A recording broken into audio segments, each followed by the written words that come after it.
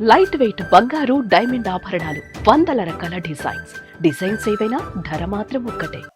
కానీ ఎప్పుడన్నా ఎక్స్పెక్ట్ చేశారా ఎవరి దగ్గర అయితే ఫస్ట్ అసిస్టెంట్ గా పనిచేశానో ఆ ఇంటికే కోళ్ళై వస్తాను అని?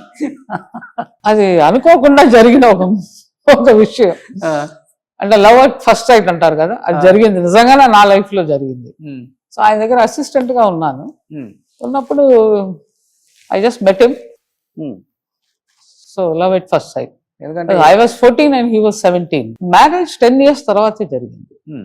సో నాకు 24, ఆయనకి 27. బట్ మామగారు ఎక్స్పెక్ట్ చేయలేదు కదా? ఎక్స్పెక్ట్ చేయలేదు. చెప్పగానే ఆయన రియాక్షన్ ఏంటి?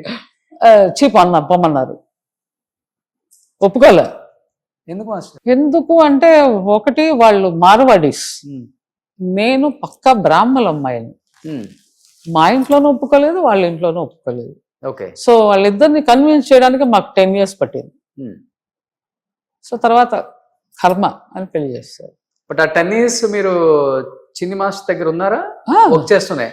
ఆయన సపరేట్ గా వర్క్ చేస్తున్నారు, నేను సపరేట్ గా వర్క్ చేస్తూ వచ్చాను. ఇద్దరం వర్క్ చేస్తూనే ఉన్నాం. ఓకే. బట్ ఎప్పుడు ఆయన చెయ్యి వదలదు అనిపించలా ఎన్ని ఇయర్స్ అయినా గానీ? ఏంటి చిన్న ప్రకాష్ మాస్టర్ లో అంత బాగా నచ్చిన పాయింట్? అమ్మో, నేను మళ్ళీ 40 years బ్యాక్ వెళ్ళాలండి బాబాయ్, కష్టం. చిన్నగా చెప్పండి. He used to be very shy guy. ఎవరితో మాట్లాడేవాళ్ళు కాదు ఆయన. ఆడపిల్లల్ని అయితే అసలు చూసేవాడే కాదు. ఓకే. నాకు తెలుసు ఆయన ఎప్పుడు ఆడపిల్లలతో అలా కళ్ళు ఇచ్చి మాట్లాడి చూడలేదు. So that quality I really liked him. Okay. తర్వాత విషయాలు వేరే. పెద్ద అయిన తర్వాత అడగకూడదు. పెద్ద అయిన తర్వాత అంటే అడగకూడదు అంటే అడగమని అర్థం, అడగొద్దు అని అర్థం. సో మీలో బాగా నచ్చిన క్వాలిటీ ఆయనకి?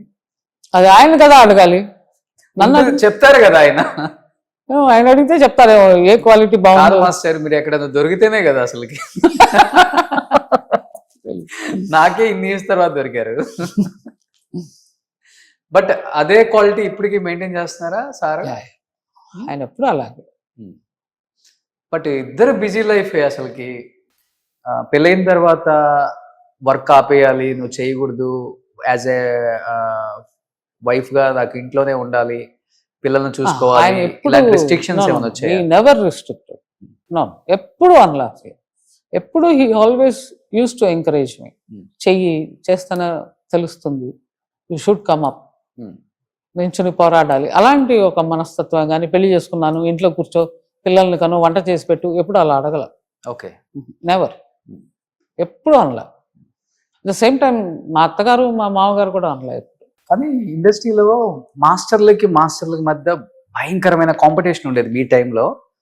ఒకనొక టైంలో మీ వారే మీకు కాంపిటీషన్ అయిన పరిస్థితులు కూడా వచ్చాయి కదా, సాంగ్స్ దగ్గర కానీ మూమెంట్స్ దగ్గర కానీ. ఆ టైంలో వస్తాయి. Then I think you have to be little matured. అంటే నువ్వు చేసింది గొప్ప, నేను చేసింది గొప్ప.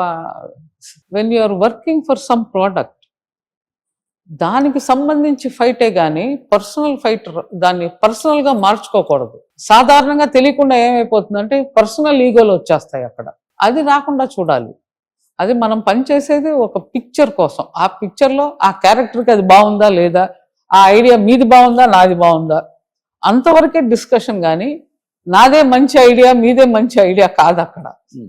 So I think we both matured enough. Okay. So మేము ఎప్పుడు కొట్టుకోలే. ఆర్గ్యుమెంట్స్ వచ్చేవి పాట మీద, అంటే ఇది పెడితే బాగుంటుంది, ఇది పెడితే బాగుంటుంది, ఈ ఐడియా వేస్తే బాగుంటుంది, అలాంటి డిస్కషన్సే కానీ మేము ఎప్పుడు కొట్టుకోలేదు. ఓకే. ఇద్దరిలో మూమెంట్స్ అంటే ఎవరి మూమెంట్ కి ఎక్కువ మార్క్స్ వచ్చాయి ఇండస్ట్రీలో అప్పుడు? నేను ఎప్పుడు కంపోజింగ్ లో ఉండేదాన్ని, ఆయన ఎప్పుడు విజువల్ లో ఉండేవాడు. సో అది ఒక ప్లస్ పాయింట్ అయింది ఎప్పుడు. ఓకే. నేను ఎప్పుడు విజువల్ కి క్రాస్ చేయను, ఆయన ఎప్పుడు కొరియోగ్రఫీలో, అంటే డాన్స్ మూమెంట్స్ కి రారు. అప్పుడప్పుడు చెయ్యాలంటే బోత్ టుగెదర్.